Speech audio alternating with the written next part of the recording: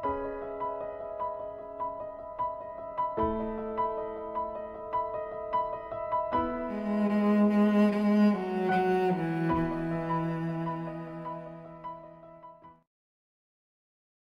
오늘 우리가 함께 읽었던 말씀을 가지고 만든 영상입니다. 제가 오늘 드릴 말씀을 3분 정도로 요약을 했는데, 하나님의 큰 은혜는 지금 기도가 마치면 큰 은혜가 있겠지요. 오늘 말씀을 가지고 함께 이처럼 사랑하사라는 말씀을 가지고 얘기를 나누고 싶습니다. 몇 년 전 구글 인터넷 검색에서 굉장히 검색이 많이 됐던 단어 중에 하나가 1위를 차지했던 검색어가 있습니다. 오늘 본문에 읽었던 요한복음 3장 16절 이 단어가 가장 많이 검색을 했는데요. 단 하루 동안 무려 1억 2천 명이 검색하는 단어가 이 요한복음 3장 16절이었습니다.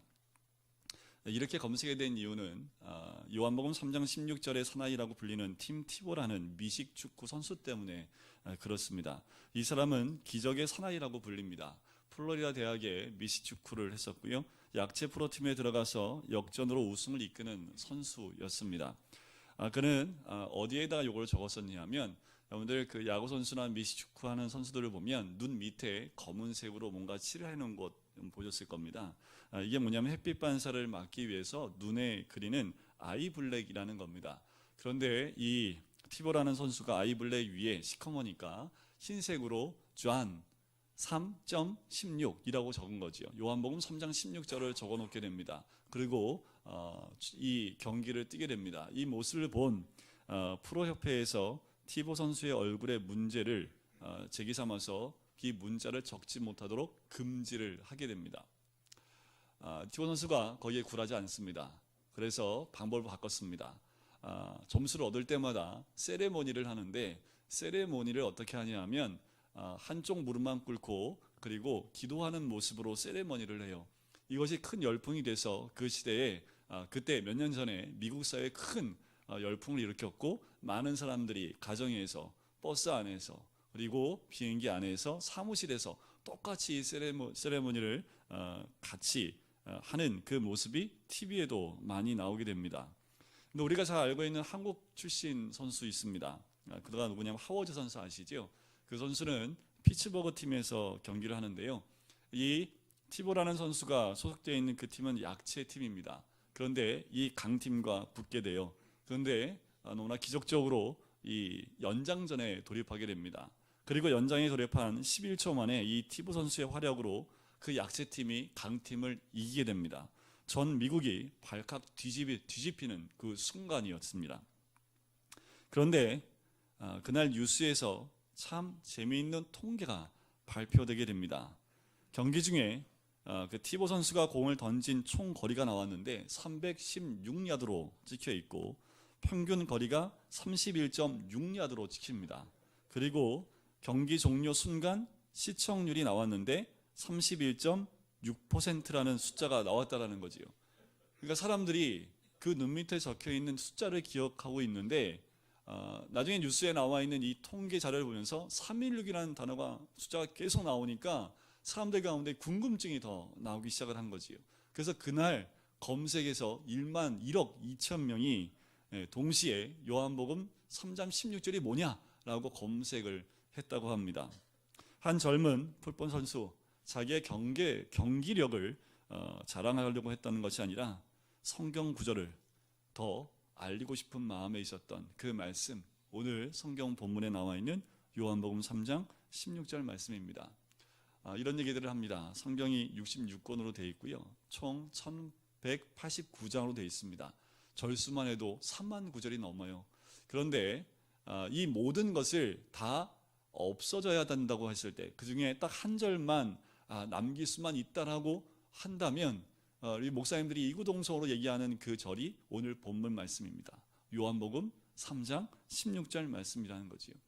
성경이 다 없어진다 하더라도, 불타서 없어진다 하더라도 이 한 절만 있으면 주님의 사랑과 그 구원이 우리들 가운데 선포될 수 있기 때문에 이 말씀의 소중함을 우리가 그렇게 얘기를 합니다. 오늘 이 말씀을 통해서 하나님의 사랑과 그리고 우리를 향한 하나님의 은혜가 무엇인지를 함께 나누고 싶습니다. 영국의 설교가였던 햄리 무어 하우스라는 분이 계세요. 이분이 무어 교회에서 이렇게 무디 교회에서 월요일부터 토요일까지 말씀을 선포하기 시작을 했습니다. 굉장히 오래 선포하겠죠. 옛날 부흥회는 새벽, 아침, 점심, 저녁 하루에 4번이나 집회를 했었습니다. 그런데 설교 본문 말씀의 제목이 뭐냐면 본문이 요한복음 3장 16절 요 한 절 가지고 월요일부터 토요일까지 설교를 했다라는 거지요. 말씀을 들을 때마다 새롭게 들리는 하나님의 은혜와 그 사랑을 경험하게 됩니다. 그래서 이런 표현을 합니다. 여러분들 샘물이 솟아나듯이 이 3장 16절에는 또 퍼내도 끊이지 않는 하나님의 사랑이 흘러나오는 절이 이 요한복음 3장 16절이다. 그 안에 하나님의 사랑이 녹아져 있고 그 넓이와 깊이를 우리가 그 안에서 다 깨달을 수 없을 만큼 가득 채워져 있는 하나님의 사랑이 가득 채워져 있는 말씀이 요한복음 3장 16절이라고 합니다.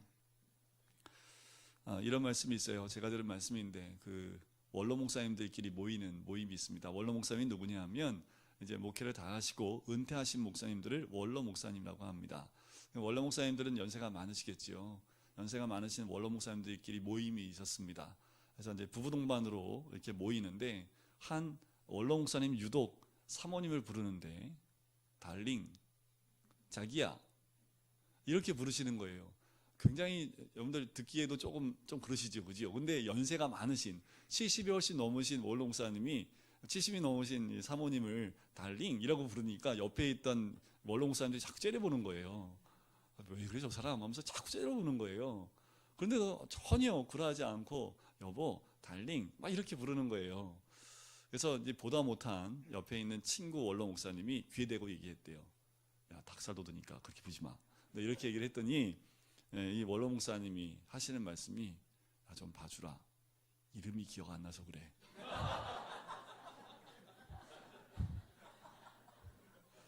주변에서 볼 때는 원로 목사님이 너무 사랑해서 이렇게 부르는 줄 알았는데 그게 아니라 이름을 까먹었던 거죠.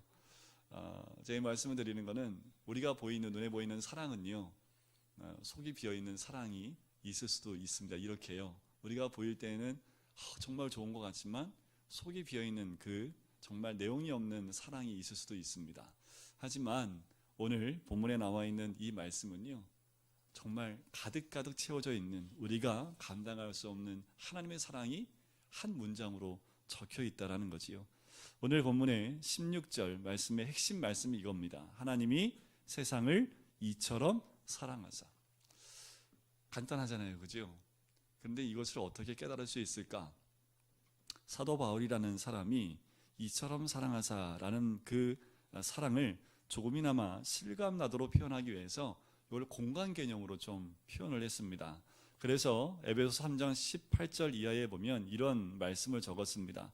능히 모든 성도와 함께 지식에 넘치는 그리스도의 사랑을 알고 그 너비와 길이와 높이와 깊이가 어떠함을 깨달아 하나님의 모든 충만하신 것으로 너희에게 충만하게 하시기를 구하노라. 사도 바울이 생각하건대 이처럼 사랑하는 그 사랑의 그 놀라운 그 큰 의미를, 그리고 하나님의 그 사랑을 어떻게 우리가 느낄 수 있을까? 어떻게 알 수 있을까? 그래서 우리가 느낄 수 있는 4차원이라는 공간 안에 그 사랑을 한번 넣어봤던 거지요. 그래서 너비와 길이와 높이와 그 깊이를 우리가 알 수 있다라는 그 표현을 통해서 하나님의 사랑을 좀 공간 개념으로 우리에게 보여주는 거지요. 지금 이 공간 안에 하나님의 사랑이 가득 채워져 있다. 그래서 우리가 어떻게 표현할 수 없는 하나님의 사랑을 이 공간 개념으로 우리에게 표현을 합니다. 하나님의 사랑, 우리가 하는 사랑이 아니라 좀 초자연적인 사랑이지요. 사랑의 질과 양에서도 초월적인 그 사랑을 우리가 어떻게 다 우리 입술로 우리 한계로 표현할 수 있겠습니까? 그래서 사도 바울은 그렇게 표현한 겁니다. 너비와 깊이와 넓이와 그리고 그 길이를 이라는 그 네 가지의 언어로 하나님의 사랑을 좀 표현해 보려고 했다라는 거지요. 조금이나마 우리가 하나님의 사랑을 좀 느낄 수 있게 만든 겁니다. 제가 이걸 가지고 왔는데 이게 뭔지 아십니까? 제가 꼭 가보고 싶은 곳인데 아직 저도 못 가봤는데요. 이스라엘 땅입니다. 여러분들 이스라엘 땅 한눈에 보이시죠? 그죠? 이스라엘 땅이 이렇게 작아요, 그죠? 그런데 여러분들 이스라엘 땅을 실제 눈으로 볼 수 있습니까? 볼 수 없지요. 그지요? 이렇게 이게 몇 대 몇으로 줄였냐면요. 잘 안 보이네요. 하여튼 굉장히 작게. 근데 여러분들 옆에서 보시면 굴곡이 있지요. 실제로 그 땅의 높이를 아주 작게 축소해서 높이를 만들고 크기를 줄인 거예요. 이렇게 하면 이스라엘 땅이 한눈에 보이시지요? 가보신 거하고 똑같은 겁니다. 안 가셔도 돼요. 다 본 거지요. 자, 우리가 육안의 눈으로 볼 수 없는 이 거대한 것을 이렇게 작게 표현을 하니까 우리나라에 한눈에 보이듯이요. 하나님의 그 놀라운 사랑을 어떻게 해요? 우리가 눈으로 볼 수 있고 확인할 수 있는 그 4차원이란 공간 안으로 집어넣게 되는 거지요. 그래서 16절의 내용은 하나님의 사랑의 높이와 깊이가 무엇을 의미하는지를 우리에게 알려주고 있는 겁니다.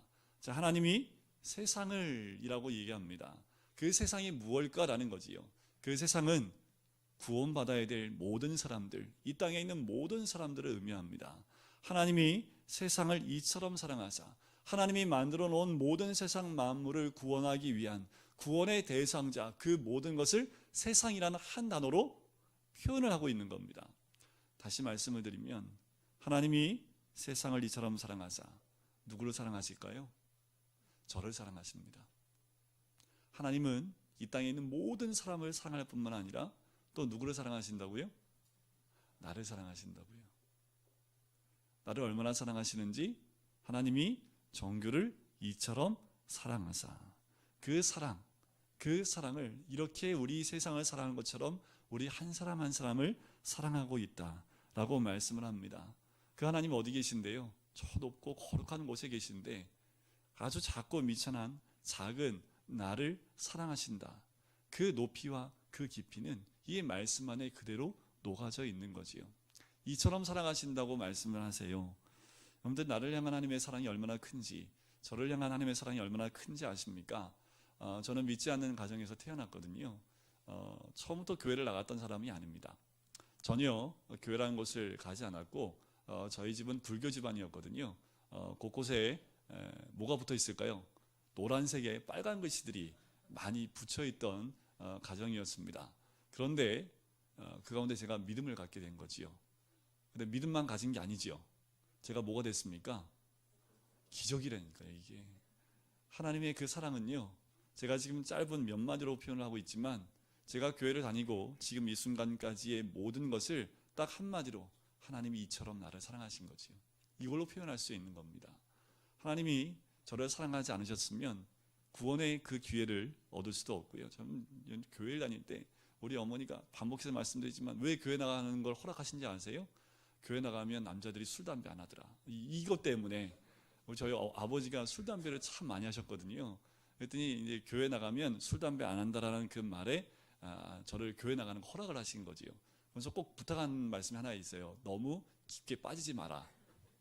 근데 그게 마음대로 되나요? 그죠? 가다 보니까 믿음 가운데 들어가 보니까 우리 어머니가 말한 너무 깊게 빠지지 마라. 깊이 들어와 보니까 하나님의 사랑을 경험할 수 있었던 거고, 더 깊이 와 보니 하나님이 저에게 소명을 주셨고 그 사랑이 저로 하여금 목회자라는 길을 갈 수 있게끔 하신 겁니다. 오늘 이 말씀을 준비하면서 하나님이 세상을 이처럼 사랑하사, 이처럼 사랑하사라는 두 마디 안에 저의 한 20-30년의 그 세월이 다 녹여져 있는 것, 그 사랑을 하나님이 내 인생 가운데 두 단어로 표현을 해주셨고요. 또 이 세상을 향한 하나님의 사랑을 이 두 단어로 우리에게 알려주고 계신다라는 겁니다. 또한 16절 후반부에 보면 이렇게 나오지요. 멸망하지 않고 영생을 얻게 하려 하심이라. 하나님의 사랑의 높이와 깊이를 실제로 무엇으로 말하는지 구체적으로 들여다볼 수 있게 해주는 말씀입니다. 멸망이 뭘까요? 멸망. 우리가 멸망하면 이렇게 생각합니다. 사라지는 거 아닙니까? 우리 죽으면 끝나는 거지요. 그냥 없어지는 거 아닙니까? 멸망이라는 단어 앞에 이 세상은 아무것도 남지 않고 먼지처럼 흔적 없이 사라지는 거 아닙니까? 라고 보통 이야기를 하는 분들이 있습니다. 하지만 여기서 나오는 멸망은요, 하나님의 심판, 형벌, 지옥을 의미합니다. 데살로니가후서 1장 9절 말씀에 보면 이 멸망을 이렇게 표현합니다. 영원한 멸망의 형벌이라고 표현을 해요. 영원하다라는 거지요. 그 형벌이 영원하다라고 이야기를 하는 겁니다. 하나님께서 말씀하시는 멸망은 그렇게 없어지거나 단순히 사라지는 것을 의미하지 않습니다. 요즘 아이들처럼 우리 인생이 리셋된다 라고 표현할 수 없다라는 거지요. 그것은 영원히 형벌을 받는 소름 끼치는 현실을 가르칩니다. 영생이라는 그 단어 안에 영원히 산다라는 것으로 끝맺음을 한다면 지옥이라는 형벌받는 그 멸망이라는 곳에서도 영원히 삽니다. 하나님이 계신 천국에서도 영원히 살아요. 그런데 여기서 멸망이라는 건 무엇을 의미합니까? 영원히 형벌을 받는 그 현실이 있다라는 거지요. 그 누구보다 이 멸망의 실체를 알고 계신 분이 계십니다. 우리 하나님이시지요. 우리 하나님은 그 누구보다 이 멸망의 실체를 잘 알고 계시기 때문에 단 한 생명도 멸망에 이르지 않기를 원하고 계십니다. 오늘 이곳에 나오신 분들 가운데 믿음도 있는 분 있고 오랫동안 믿은 분도 있고 처음으로 이게 뭐요? 하면서 오신 분도 계실 수 있습니다. 하지만 모든 분들에게 우리 하나님의 마음은 단 한 생명도 멸망이라는 곳에 가기를 원치 않는 거지요. 그 말씀이 17절에 하나님의 뜻이 나와 있습니다. 하나님이 그 아들을 세상에 보내신 것은 세상을 심판하려 하심이 아니요 그로 말미암아 세상이 구원을 받게 하려 하십니다. 하나님은 한 사람도 그 무서운 영원한 형벌에 집어넣지 않기를 위해서 그 아들을 이 땅에 보내셨다라는 거지요. 그리고 우리 주님의 소원함이 나와 있습니다. 18절을 보실까요? 그를 믿는 자는 심판을 받지 아니하는 것이요 믿지 아니하는 자는 하나님의 독생자의 이름을 믿지 아니함으로 벌써 시험을 받은 것이니라. 아들 대신 예수를 믿는 자는 아무도 심판에 이르지 않는다. 이것이 하나님의 엄숙한 선언입니다. 1988년도에 이런 기사가 떠졌습니다. 한 두 마리의 그 고래가 남쪽에 살고 있던 바다에 살던 고래가요 알래스카로 올라가게 됩니다. 알래스카 거기에는요 바다가 육지 안에 깊이 들어간 만들이 많이 있습니다. 그래서 이 고래가 이 만 안으로 깊숙이 들어간 거예요. 그 안에 들어가니까 고기도 많고 먹을 게 많으니까 거기서 계속 고기를 먹고 헤엄치고 다녔던 거지요. 그런데 그날따라 그해 따라 날씨가 굉장히 빨리 겨울이 찾아왔고 그 어느 때보다 굉장히 추웠습니다.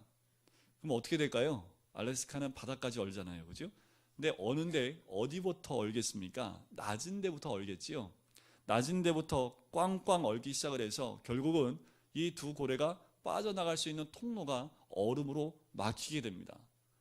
뱅뱅 그 안에서 얼고 있는데 결국 어떻게 될까요? 한추위가 겨울 한가운데 가면 결국 그 바다도 얼기 때문에 고래는 얼어 죽을 수밖에 없는 거지요. 그것을 지켜보던 알래스카 몇 사람이 큰 나무 기둥으로 가지고 와서 그 얼음을 깨기 시작을 합니다. 근데 너무 단단하게 얼어서 깰 수가 없는 거예요. 그래서 TV 기자에게 연결을 해서 이 사정을 알리게 됩니다. 전국에 이 소식이 알려지게 되니까 이 두 고래를 구출하기 위해서 11톤 트랙터를 가지고 와서 얼음을 깨기 시작을 합니다. 그 헬리콥터에서 5톤짜리 시멘트 덩어리를요 하늘에서부터 떨어뜨리기 시작을 합니다. 그래서 깨트리기 시작을 하는 거예요. 이 소식을 들은 소련에서는요 20톤짜리 쇄빙선을 보내줍니다. 그렇게 3주간 동안 얼음을 깼대요. 그 길이가 몇 킬로인지 아세요? 100km. 3주간 동안 100km를 다 깨서 길을 열어준 거지요. 결국 두 고래는 그 열려진 길을 통해서 바다로 살아나가게 됩니다. 이 고래의 모습을 보면서 이런 생각을 해보게 됩니다. 이 고래들은 자기들을 살리기 위해서 사람들이 그 많은 돈을 투자하면서 그 노력을 하면서 그 길을 연 것을 이들은 알고 있을까? 며칠만 늦으면 죽을 수밖에 없는 그 환경이 그들 가운데 있었다는 것을 그들은 알고 있었을까? 아마도 피부적으로 이것은 알고 있었을 겁니다. 위험하다는 것은 느끼고 있었겠지만 사람들의 수고를 네가 알고 있었을까라는 거지요. 마치 예수 없이 세상을 즐기고 있는 사람들 같은 모습이 이 고래가 아닐까. 죽음을 목전에 둔 고래들을 보면서 답답해하는 사람들처럼 하나님께서는 멸망 앞에 둔 우리 인간을 보시고 안타까워하고 계시는 거지요. 사람들은 영원한 형벌에 대해서 모르고 있습니다. 동시에 그 형벌을 피할 수 있는 길이 무엇인지에 대해서도 별 관심이 없습니다. 만에 갇힌 고래의 모습과 많이 흡사한 모습이지요. 19절을 보실까요? 그 정죄는 이것이니 곧 빛이 세상에 왔으되 사람들이 자기 행위가 악함으로 빛보다 어둠을 더 사랑한 것이니라. 빛은 멸망에 처해 있는 인생을 구원하기 위해서 이 땅에 오신 예수 그리스도를 의미합니다. 예수 그리스도, 사랑의 빛, 구원의 빛이지요. 지옥문을 가로막고 지옥으로 가고 있는 그들에게 회개하고 천국으로 오라고 외치는 우리 예수 그리스도의 그 모습, 또한 그 멸망으로 가는 그들을 보며 안타까워하는 우리 주님. 하지만 세상은 그 주님을 미워하고 있습니다. 고래는 길이 뚫리자마자 지체하지 않고 바다로 살기 위해서 나갔는데, 우리 사람들은 하나님의 독생자를 보내주어 구원의 길, 생명의 길을 열어놨는데 그 길을 가지 않고 오히려 거절하고 있는 것이 우리 인간의 모습이지요. 그런데 영생이 뭘까요? 아까도 말씀드렸지만 영원히 사는 게 영생은 아닙니다. 영생이란 하나님 자신이 누리고 계신 생명을 함께 누리는 축복을 누리는 것이 영생이지요. 하나님의 사랑은 우리를 멸망하지 않게 하시는 것, 그것으로 하나님의 사랑은 끝나지 않습니다. 자, 하나님이 주신 우리의 영생, 하나님과 함께 누리는 그 놀라운 행복은 거기에 머무르지 않아요. 예를 들면 이렇게 볼까요? 여러분들 탕자 이야기 아시지요? 교회 안 나오셔도 가끔은 들으실 수 있는 내용입니다. 탕자가 아버지의 모든 걸 다 소비하고 이제 거지꼴로 집으로 돌아옵니다. 그때 아버지가 어떻게 하던가요? 그를 맞아들이지요. 맞아들입니다. 그리고 어떻게 해요? 손가락질, 손에 가락지를 또 끼워주고 새 신을 신기고 옷을 새 옷으로 갈아입히고 동네 모든 사람들 초청해서 잔치를 벌여요. 이것이 하나님의 사랑인데 뭐예요? 그냥 그를 죽지 않게만 만드는 것이 그 아버지의 사랑이 아니었다라는 거지요. 그 아버지의 사랑은 죽지 않게끔만 만드는 것이 아니라 더 나아가서 아들의 신분을 회복시키고 모든 자와 함께 그 기쁨을 나누는 것, 그것이 그 탕자의 아버지의 마음입니다. 바로 우리 하나님의 마음이 무엇이냐면 우리로 하여금 멸망하지 않게만 머무르게 하는 것, 그것이 우리 하나님의 사랑이 아니라 더 나아가서 하나님의 모든 행복을 함께 나누어 주시는 것, 그것을 우리에게 주길 원하시는 거죠. 그것이 바로 영생입니다. 영생을 얻게 하려 하십니다. 바로 영생의 축복을 주시려는 하나님의 강력한 의지와 그 소원함이 이 말씀 가운데 녹아져 있다라는 거죠. 그것이 바로 이처럼 사랑하사라는 우리 하나님의 사랑입니다. 머물러 있지 않는 사랑, 우리로 하여금 그냥 생명만 살리는 것이 아니라 하나님과 함께 행복을 누리게 하는 그 사랑이라는 거지요. 하나님이 우리를 이처럼 사랑하신 사랑은 변함없이 이어질 겁니다. 과거부터 현재까지. 이것은 바로 하나님의 사랑의 길이와 넓이를 의미하는 거지요. 그 독생자 예수님의 그 사랑은 2000년 전에 있었던 그 사랑으로 끝나는 것이 아니라 그것이 이어져 지금까지도 우리한테 이어지고 있는, 그래서 그 사랑의 깊이는 십자가 위에서 완성되게 됩니다. 인류의 역사가 끝나는 날까지 사랑의 폭은 연장시켜져 있는 거지요. 그 십자가의 능력이 우리 한 사람 한 사람, 지금 우리들 또한 앞으로 살아갈 모든 사람들에게 연결되어진 구원의 귀한 은혜가 그 십자가 사랑입니다. 독생자를 주셨다는 것은 우리를 위해 모든 것, 가장 귀한 것을 주셨다라는 겁니다. 사랑하는 사람 있으시지요? 특별히 우리 자녀들은 우리 부모님의 사랑, 그 사랑으로 이해할 수 있고 남녀 간의 사랑도 이야기할 수 있습니다. 희생을 조금만 희생하면 우리는 그 조금 희생한 것을 무슨 사랑이라고 할까요? 조그만 사랑이라고 얘기하죠. 희생을 많이 하면 우리가 사랑이 더 크다고 얘기를 합니다. 사랑을 위해서 우리의 생명을 희생한다면 그것은 어떤 사랑입니까? 우리의 생명을 다 내어던지는 사랑이다 라고 이야기를 하지요. 우리 하나님의 사랑이 이와 같다라는 겁니다. 십자가에 달리신 예수님을 통해서 우리는 하나님의 높고 깊고 넓은 그 사랑을 우리가 볼 수 있다라는 거지요. 이것이 이처럼 사랑하사. 누구든지 예수를 믿으면 이처럼 사랑하사를 받을 수 있습니다.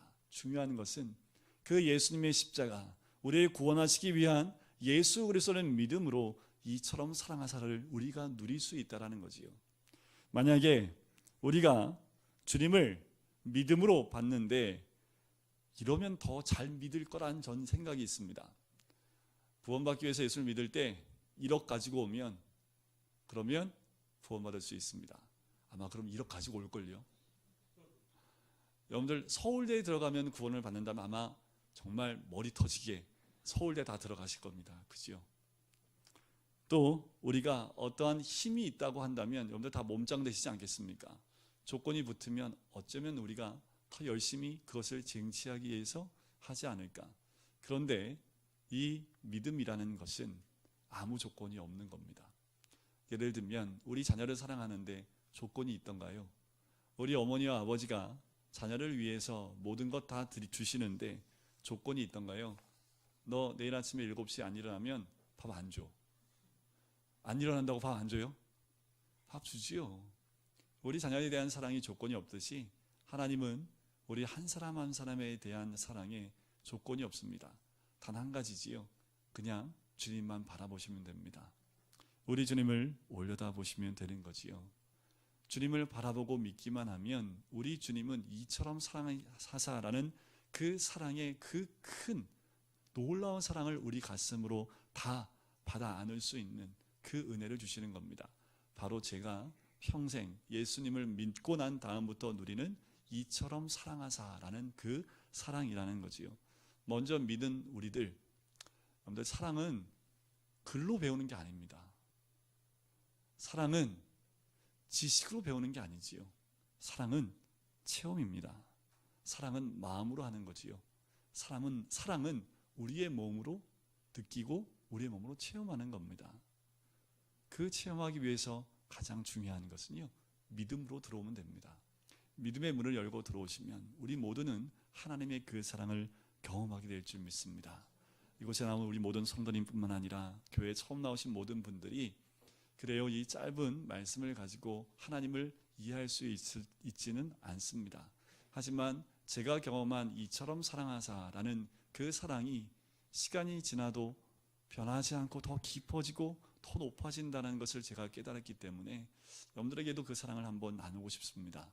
그래서 우리 모두가 하나님이 주시는 그 영생, 주님과 함께 영원히 누리는 그 행복, 우리 하나님과 함께 영원히 누리는 그 행복 가운데 우리 모든 분들이 함께 나오시는 귀한 은혜를 누리시기를 주님의 이름으로 간절히 축원드립니다. 우리 잠시 기도할까요?